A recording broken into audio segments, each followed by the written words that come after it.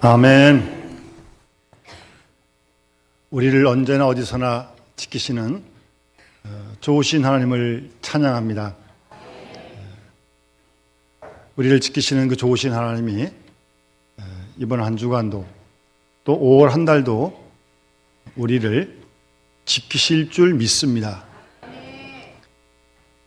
특별히 우리 그 하나님께서 우리의 마음도 지켜주실 줄 믿습니다.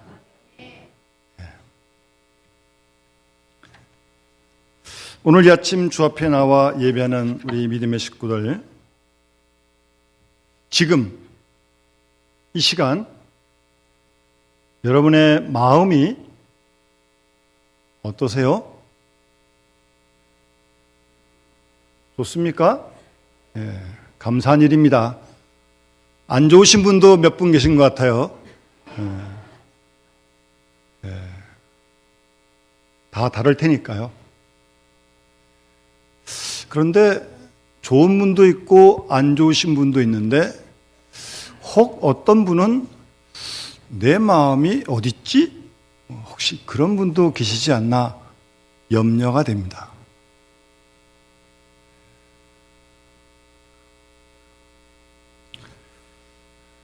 성경에 보면 마음이란 단어가 굉장히 많습니다. 한번 신경을 써서 신구약을 한번 읽어보시기 바랍니다. 마음이란 단어가 굉장히 많이 나옵니다.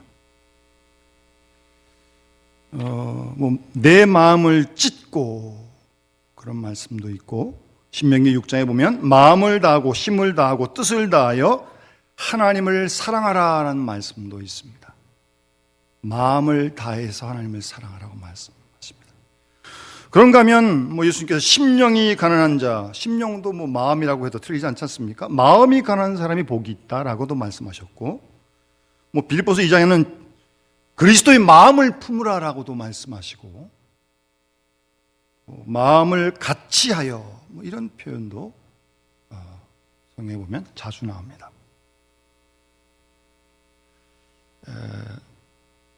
그런가 하면 굳은 마음이란 표현도 있고 악한 마음이란 표현도 있고, 반대로 부드러운 마음, 새 마음, 이런 표현도 있습니다.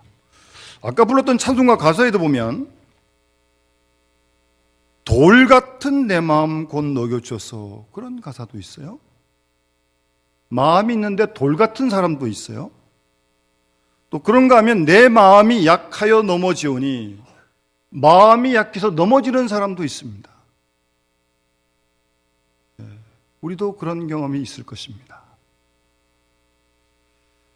마음, 그 마음이 지금 여러분 어떠십니까? 어떤 상태에 있습니까? 건강하십니까? 혹시 무언가 좀 상처가 있습니까? 혹시 아픈 건 아니에요?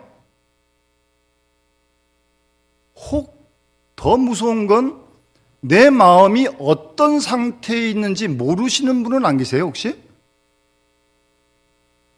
세상 일이 하도 분주하고 바빠서 밥 먹고 살기가 힘들어서 눈을 뜨면 씻고 나가서 일을 하고 하루 종일 일하고 와서 잠자기도 바쁜데 내 마음을 돌아볼 여유가 없습니다. 시간도 없습니다. 눈만 뜨면 코앞에 일이 닥치니까, 그 일을 해야 되니까.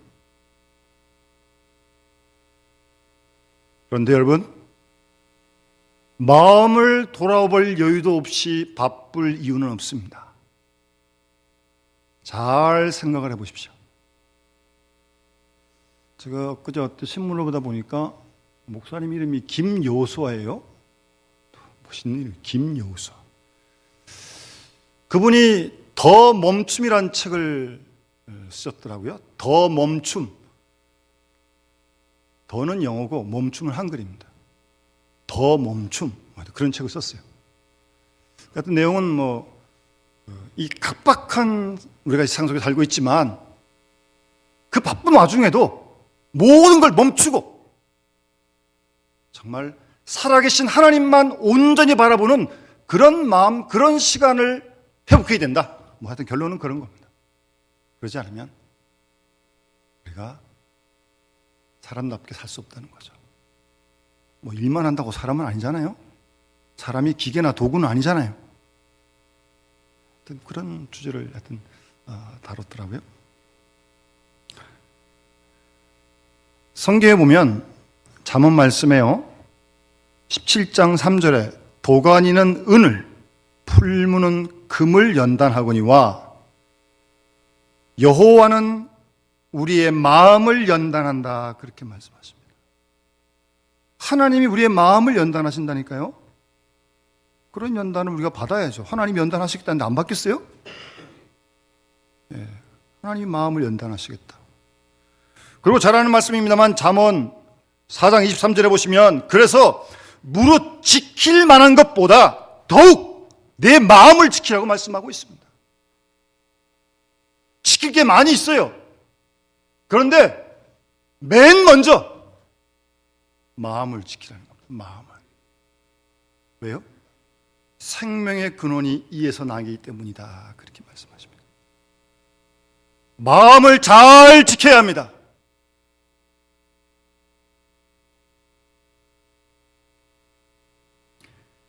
거기서부터 생명의 근원이 나오기 때문이에요. 오늘 말씀을 같이 이렇게 함께 나누면서요, 사실 오늘 이 비유는 뭐 조금 이렇게 각도가 좀 다르긴 합니다만, 씨 뿌린 자의 비유를 통해서 그 네 가지 밭을 말씀하시는데, 그 밭을 좀 우리가 생각을 해보면서 내 마음이 어떤 마음인지, 어떤 상태에 있는지 한번 좀 점검을 하고, 뭐 알아야 어떻게 고칠 거 아니겠습니까? 어떤 마음인지도 모르면 뭐 이건 뭐 아주 곤란한 거 아니겠어요? 그래서 이 주님이 말씀하신 네 가지의 그 밭, 그 기준을 나한테 적용해서 내 마음이 어떤 마음인지를 잘 우선 진단을 하고, 그래서 그 마음을, 뭐 결론 답은 뭐 좋은 밭, 옥토 같은 마음 밭, 그렇게 되도록. 그래서 그 마음을 잘 지켜야 돼요. 우리 마음이 기계처럼 아침부터 저녁까지 하루 종일 그런 마음이 되는 게 아니잖아요. 조금만 뭐 일이 있어도, 아니 기분 나쁜 전화만 받아도 기분이 확 상하는데요. 마음이 확 변하는데요. 누구를 이렇게 뭐 만나도 마음을 잘 지켜야 돼요. 생명의 근원이 거기서 아닐까요? 일단 마음을 건강하게 회복하고 그 건강한 마음을 잘 지키는 그런 지혜를 함께 하나님께 구하는 시간이 되었으면 하는 마음이 간절합니다. 사실 여러분, 그 히브리 사람들에게 있어서 마음이란 단어는요, 조금 이제 서양하고 조금 그 인간을 분해해 볼 때 조금 접근이 다를 수 있는데, 그냥 서양에서는 영혼, 육 이렇게 쉽게 영육 이렇게 분류하는데, 정확하게 이 마음이라는 게 영어에는 뭐 이렇게 저기 영어를 씁니다만 어쨌든 이 개념 자체는 동양적인 개념이에요. 마음이라는 건. 그러니까 히브리 사람들에게서의 마음이라고 하는 건요, 우리 내부에 있는 가장 고귀한 곳, 우리 모든 활동에 살아있는 샘, 우리로 하여금 어떤 결단을 내리게 하는 그 장, 바로 거기가 마음이라고 그렇게 믿습니다. 여러분들이 생각한 대로 다 여러분 활동하십니까? 움직입니까? 아니죠. 나쁜 짓 하면 안 된다, 알아요. 근데 보면 그 나쁜 짓을 하고 있어요. 몰라서 못하는 게 아니에요. 물론 그런 도리 있겠지만, 그러니까 생각이 우리를 지배하지 못한다는 거예요. 마음이라는 거예요. 마음. 우리의 모든 행동을 결정하는 자리가 마음이란 말입니다. 그런데 그 시편 51편에 보면 다윗은 하나님께 기도하기를 내 속에 정한 마음을 창조해 주시고 그랬습니다. 깨끗한 마음을 지어달라고 하나님께 기도하고 있는데, 거기서 정한 마음을 창조해달라는, 지어달라는 말은 히브리어로 바라입니다. 바라라는 말은 창세기 1장 1절에 태초에 하나님이 천지를 창조하시니라, 그때 쓴 단어가 바라입니다. 바라. 만들어달라는 뜻인데, 이 바라라고 하는 뜻은 하나님이 창조하시는 그때만 쓰는 단어예요. 그러니까 다윗이 하나님께 기도하면서 내 속에 정한 마음을 창조해달라고, 만들어달라고 하는 건 무슨 말씀이에요? 하나님만이 내 속에 깨끗한 마음을 만들 수 있다는 거죠. 여러분, 이런 마음대로 할 수 있습니까? 기쁘자, 슬프자, 뭐 좋게 사랑하자, 마음이 마음대로 움직이지 돼요? 네, 그런 사람은 없습니다. 제가 전에 있던 다른 교회에서 어떤 목사님이 부목사님이 한 4분 계셨는데 저쪽 안에 계신 목사님이 시간만 나면 이 노래를 부르는 거예요. 아버지여 나의 마음을 맡아주고 하시고 하여튼 그 찬송을 자꾸 부르는 거예요. 몸 같은 그 속에 뭔가 응어리가 담기는 것 같아요. 더 구체적으로 말씀하지 않고 내 아버지여 내 마음을 좀 맡아주고 해달라는 거예요. 그러니까 내 마음대로 안 되니까 하나님이 내 마음을 좀 주관해달라는 거 아닙니까? 하나님만이 우리의 마음을 주관하십니다. 하나님만이 우리의 마음을 움직이신다니까요. 저는 그래서 인간은 안 변하는 거야, 난 그런 말 안 믿습니다. 절대 그런 말 하지 마세요. 사람은 죽어도 안 변한대요. 그런 불신의 말이 어디 있습니까?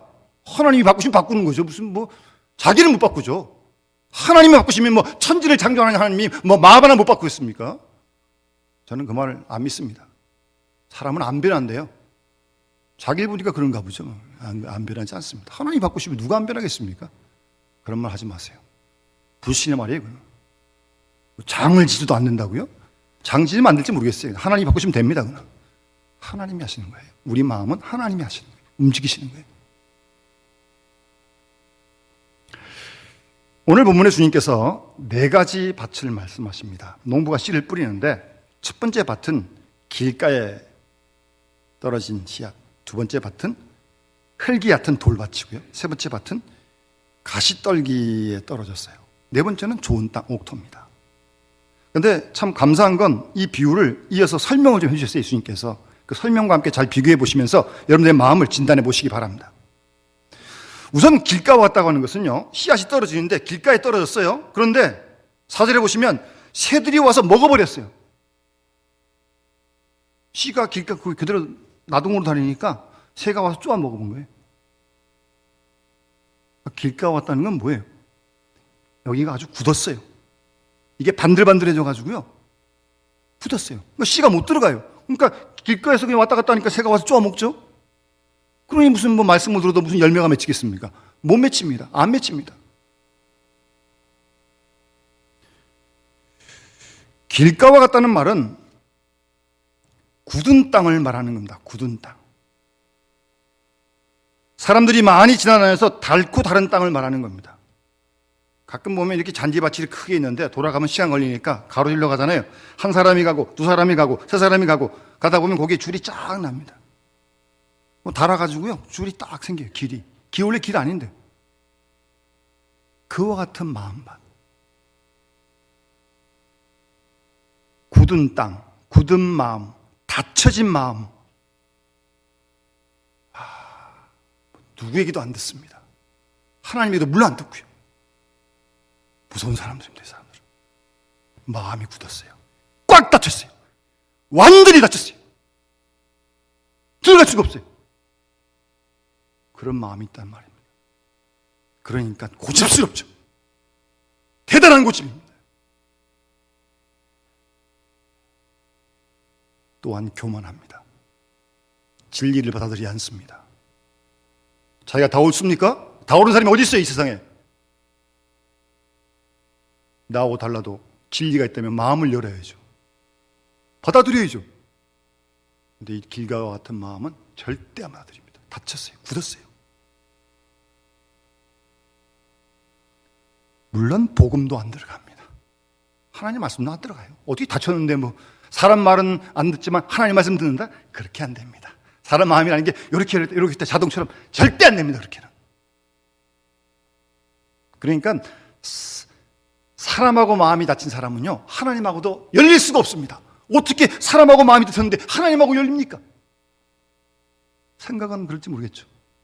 절대 안 됩니다. 사람하고도 열린 마음이 하나님하고도 열리는 거고, 하나님하고 열렸으면 사람하고 당연히 열려야죠. 그 마음이. 하나님이 사랑이신데 하나님 우리 마음을 주관하시는데 굳게 닫혀 있습니다. 아무 말도 누구 말도 안 듣습니다. 하나님 말씀도 안 듣고요. 그러니 무슨 결실을 맺겠습니까? 무슨 열매를 맺겠습니까? 아무런 변화가 없습니다. 상당히 우려가 되는 안타까운 마음입니다. 왜 그런 마음이 됐을까? 왜 왜 그런 마음이 됐을까? 처음부터는 안 그랬을 거 아니에요?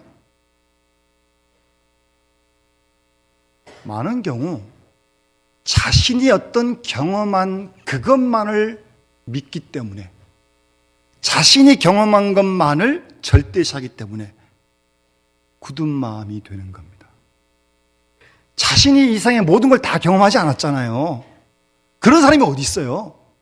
이 많고 많은 다양한 사회 속에. 그런데 자기가 경험한 것만, 그것만 가지고 그것을 절대화시키는 거예요. 그러니 마음이 다치죠. 그러니까 자기가 경험 외에는 절대 안 받아들입니다. 듣지도 않습니다.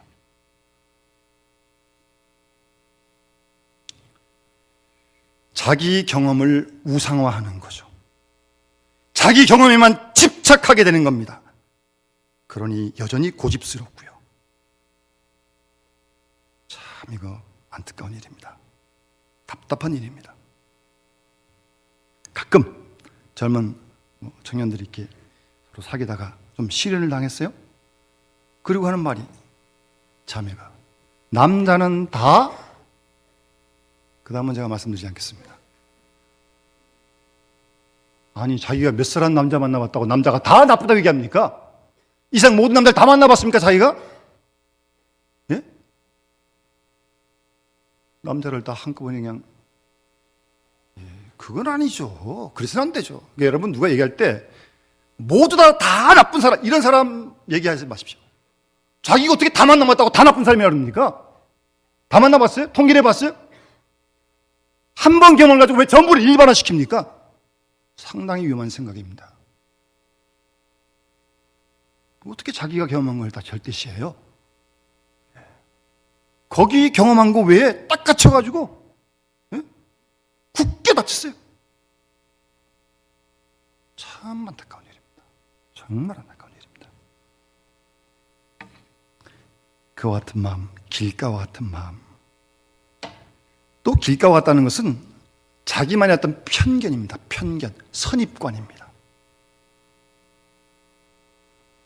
자기 고집에 집착해서 다른 사람의 의견, 새로운 지식 받아들이지 않습니다. 참 이런 사람 만나면 같이 회의하기 참 힘듭니다. 회의라는 게 의견을 내서 의견 중에 하나님 기뻐하셔 의견을 찾는 게 교회에서 회의 아닙니까? 누가 자기 의견이 나오십니까? 옳을 수도 있고 틀릴 수도 있고 더 좋은 의견일 수도 있고 그 의견을 열어서 들을 수 있어야지. 자기 의견만 다 옳다고 이렇게. 편견입니다. 편견. 마치 바리새인과 같이 사두개인처럼 그런 사람, 다 그런 사람들이었습니다. 하나님 자기 위한다는 사람 아니에요? 그 사람이. 율법 잘 지키는 사람 아니에요? 바리새인이. 그들이 예수를 죽이는 거 아닙니까 결국? 그리고 길가 왔다고 하는 것은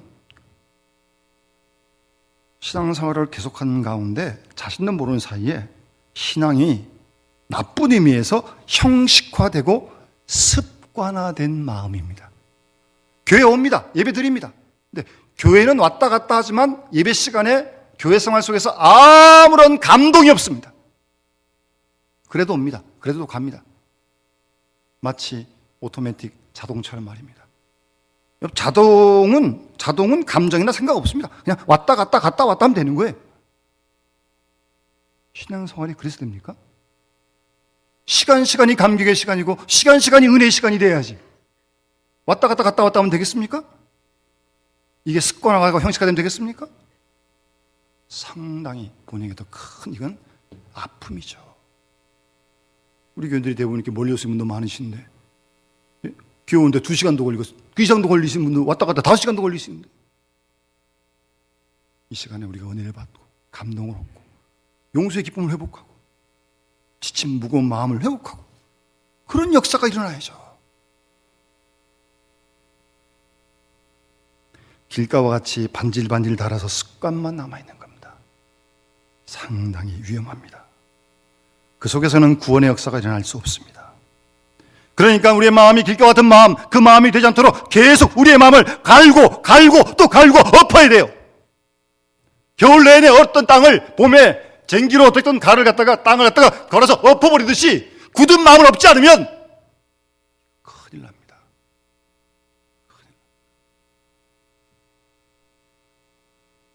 기경을 해야 돼요.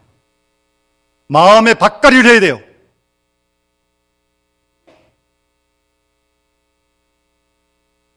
내가 내 마음을 갈지 못하면, 내가 내 마음을, 굳은 마음을 깨뜨리지 못하면 하나님이 깨뜨리십니다.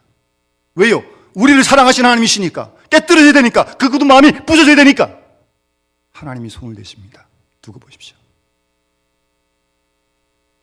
내가 겸손하지 못하면 하나님이 나를 겸손하게 만드십니다. 우리를 사랑하시니까요.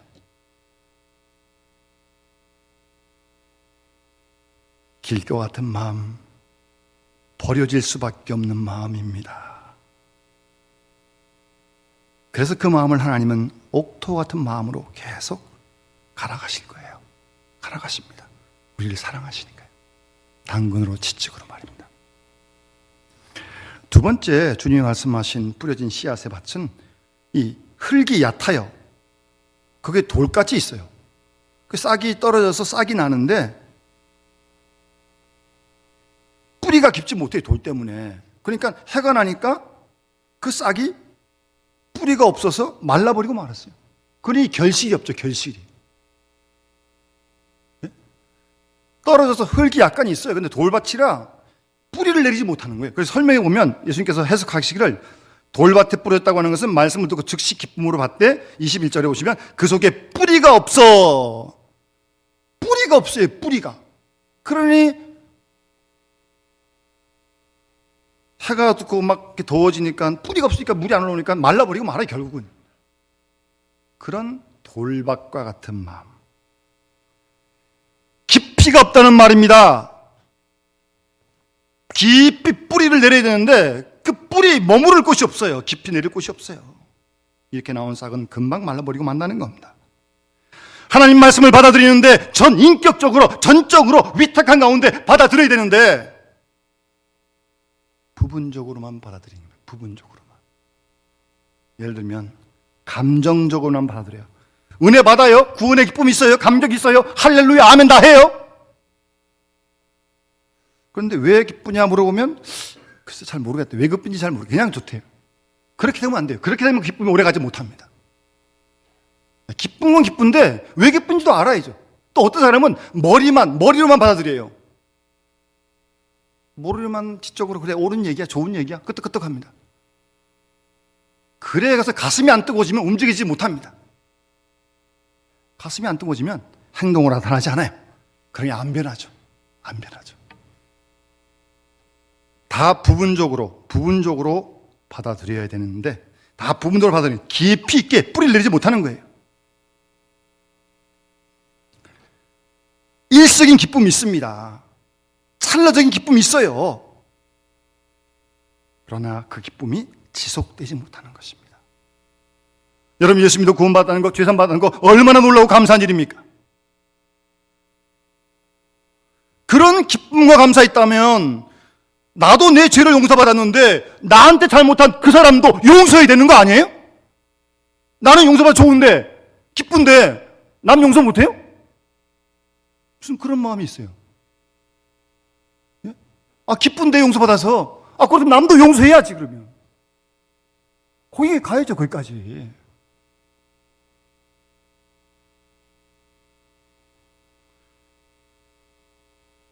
하나님께 많은 축복을 받았습니다. 그래서 감사합니다. 그렇다면 그 축복에 사명이 있는 걸 알아야죠. 축복받고 고맙습니다. 감사합니다. 그걸 끝나는 게 아니라 이런 축복을 주신 내는 분명 이 받은 복을 인하여 하나님께 무언가 봉사를 하고 사명이 있다는 걸 깨달아 아는 거기까지 나아가야죠. 그래서 감사합니다. 거기까지만 하면 안 된다는 거죠.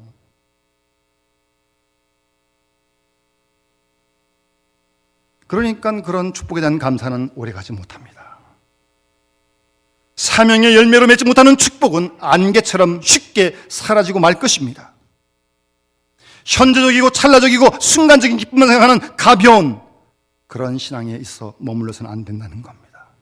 그런 사명이 있고 또 기쁨을 받았다면 기쁨으로 봉사도 하고 힘들죠.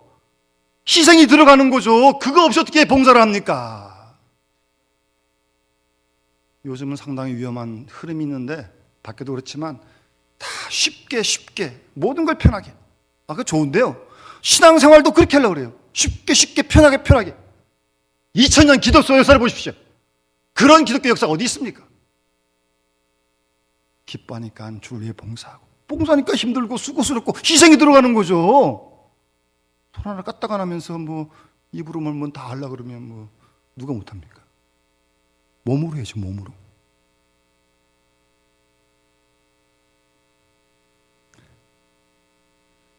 예수님께서 부자에게 내 소유를 다 팔아서 가난한 사람에게 주라고.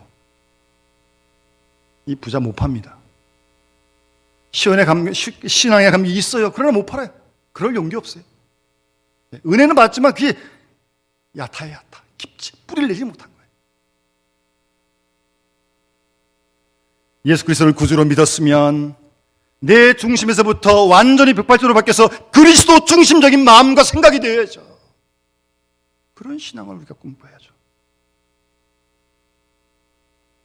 주를 위해서 모든 걸 아낌없이 과감하게 함께 버려버릴 수 있는 그런 행동적인 감격, 생산적인 감격이 있어야죠.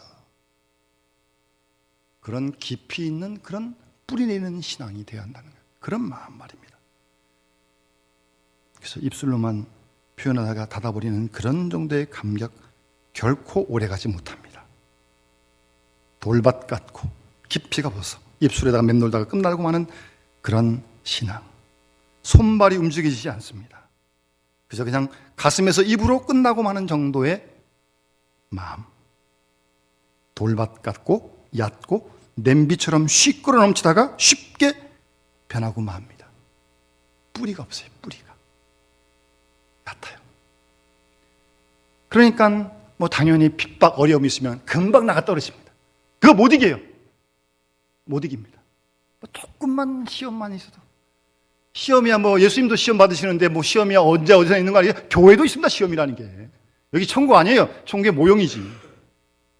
조금만 뭐 시험이 어려우면 금방 다 이렇게 나가 넘어지는 그런 마음, 그런 신앙 안타깝죠? 그래서는 안 되죠. 핍박과 어려움을 버틸 만한 그런 능력 있는 그런 믿음, 그런 마음에 사람이 되어야 되지 않겠습니까? 그 다음 주께서 말씀하시는 가시떨기 위에 떨어졌다고 하는 것은 씨앗이 떨어져서 자라는데 이 가시떨기가 다 덮어버리고 말았어요. 쉽게 말씀하면 잡초가 다 덮여가지고 그 말씀을 읽어보시면 가시가 자라서 기운을 막아버려요. 결실을 못합니다. 이 좋은 영양분을 이 가시, 잡초한테 다 뺏기고 말았어요. 그럼 이게 못 자라는 거죠. 열매가 없는 거죠. 그러면서 예수님께서 구체적으로 두 가지를 들어 설명합니다. 가시떨기에 뿌려졌다고 하는 것은 말씀을 듣는데 세상의 염려, 재물의 유혹에 말씀이 막혀서 결실하지 못한다고요. 염려와 걱정이 우리 에너지를 다 뺏어가가지고 결실하지 못하는 거예요. 재물의 유혹, 돈의 유혹. 아주 구체적으로 말씀하시죠. 여러분, 무슨 돈만 낭비하는 게 낭비 아닙니다. 시간도 낭비고 정력 낭비, 이런 근심하면서 뺏긴 그 마음에 다 그 낭비입니다. 그 낭비. 왜? 쓸데없는 데 뺏기고 맙니까? 그러니까 정력, 쓸데 못 쓰는 거죠. 신앙생활 하시면서도 계속 염려와 근심에 짓눌려 있습니다. 교회 오면 잠깐 잊어버렸다가 집에 가면 또 눌립니다. 또 근심 것에 또 눌려가지고 여기서는 천국이고 집에 가면 또 지옥이고. 이건 아니죠. 염려 근심은 언제나 있지만 그걸 하나님께 맡기고 사는 게 그리스도 아니겠습니까? 맡기고 사는 거예요. 그걸 맡기지 못해가지고 내가 짐을 지고 내가 그냥 힘들어가지고 근심의 열매에 눌려가지고요. 심리학자의 말에 의하면요, 잘 들어보세요. 우리가 근심 걱정 많이 하는데 50%는 전혀 있을 수 없는 일을 걱정하는데 50 딱 잘라버리고요. 그 다음 나머지 50 중에 40%는 있을 수도 있고 없을 수도 있대요. 모르는 거니까 딱 떼버리고 10% 남았어요. 그 중에 진짜 일어날 확률은 1%밖에 없대요. 그러니 100 중에 99 어떻게 할지도 모르는 걸 가지고 미리 땡겨가지고 걱정하는 거예요. 염려하는 거예요. 거기다 에너지를 다 뺏겨가지고 결실하지 못한다는 거예요. 열매 못 맺는다는 거예요. 근심 걱정이 다 뺏겨가지고. 또 하나, 재물의 유혹에, 돈의 유혹에 빼앗겨 가지고 결실을 못 한다는 겁니다. 뭐 예나 지금이나 이 돈의 유혹은 마찬가지였던 것 같아요. 요즘도 맨날 무슨 뭐 돈 주고받니 받았니 뭐 어쩌니 저쩌니 맨날 정치하고 못 주고 저거 뭐 그거 뭐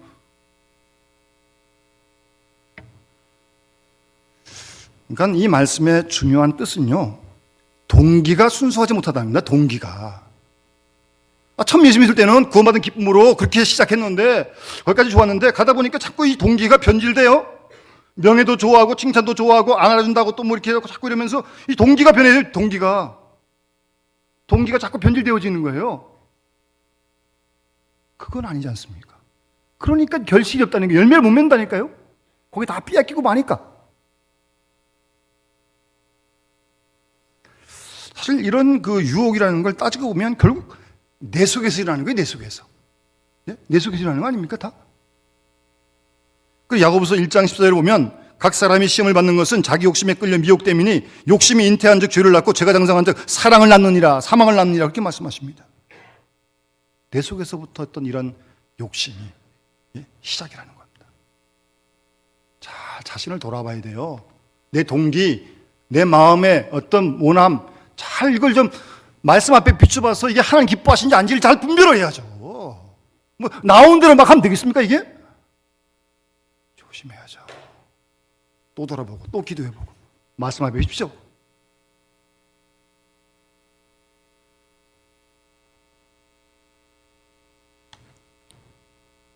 우리 속에 있는 가시덤불을 다 불살라 버리고 그것을 갈아엎어서 기경하기 전에는 결단코 바른 신앙생활을 기대할 수 없습니다.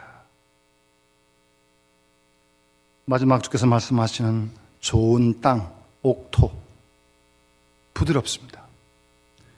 돌이 없고 흙이 부드럽고 잡초와 가시덤불이 없습니다. 순수하고 깨끗합니다. 그리고 흙이 깊어서 깊이 말씀을 받아들입니다. 인격적으로, 전적으로 수락합니다. 그러니까 그 말씀을 따라 순종하면서 60배, 30배, 100배 열매를 맺는 겁니다. 열매를. 여러분 어떤 마음이 되고 싶어요? 하나님은 우리의 마음을 고치십니다. 상한 마음을 감싸시고 잘못된 마음을 치료하십니다. 우리를 사랑하시니까요. 그래서 우리가 정말 마음으로 하나님 나라를 맛보면서 마음으로 기쁨으로 순종하면서 정말 하나님 기뻐하신 열매를 맺어갈 수 있는 그런 믿음의 사람들. 마태복음 8장에 로마 백부장이 하인이 아프다고 예수님께 와서 고쳐달라고 그러지 않습니까? 주님이 가시겠다니까 오실 필요 없습니다. 주님. 예? 가라면 가고 오라면 오겠습니다. 다만 여기서 말씀만 하십시오. 낫겠습니다. 대단한 믿음입니다. 온 이스라엘 중에 아무에게서도 이만한 믿음을 만나보지 못했다 말씀하시잖아요. 참 좋은 아름다운 복된 마음입니다. 사랑하는 여러분, 바쁘시죠? 힘드시죠? 여러 가지로. 그러나 마음을 꼭 살피셔야 됩니다. 생명의 근원이 거기서부터 나기 때문에 그래요. 우리의 마음을 잘 살펴보시고 본문에서 말씀하신 기준으로 점검해서 우리의 마음이 하나님 기뻐하시는 정말 좋은 밭, 그래서 씨앗이 떨어지면 순종하고 열매 맺는, 하나님께 영광 돌리고 주위 사람들에게 귀한 은혜를 끼칠 수 있는 그런 사람이 된다면 얼마나 좋겠습니까? 하나님 기뻐하시고요, 우리가 더 좋은 이웃들이 될 수 있고 말입니다. 올해 봄을 맞아서 우리 모든 믿음의 식구들의 마음에 밭가리가 새로 이루어져 정말 아름다운 좋은 믿음의 밭들이 되어서 하나님을 기쁘시게 하는 우리 영남의 가족들이 되어줄 수 있기를 주의 이름으로 축원합니다. 주신 말씀을 기억하며 455장 함께 찬송 부르겠습니다. 455장 부르면서 봉헌하겠습니다.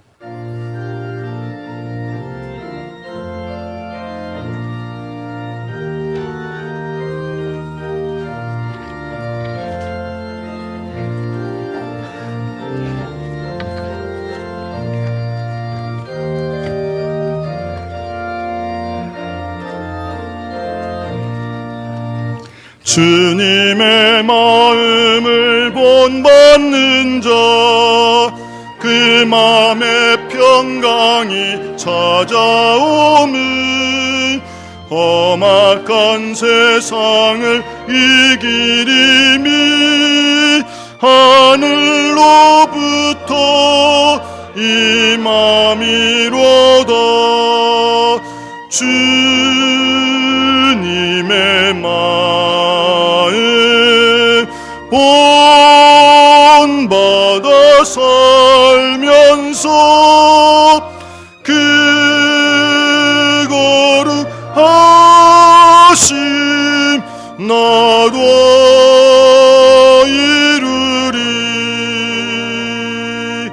주 모습 내 눈에 안 보이며 그 음성 내 귀에 안 들려도 내 영혼 날마다 주를 만나 신령한 말씀 늘 배우도다.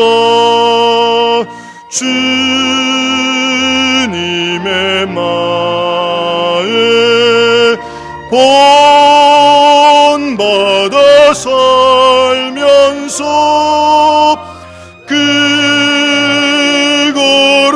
거룩하심 나도 이루리. 가는 길 거칠고 험하여도 내 맘에 불평이 없어짐은 십자가 고난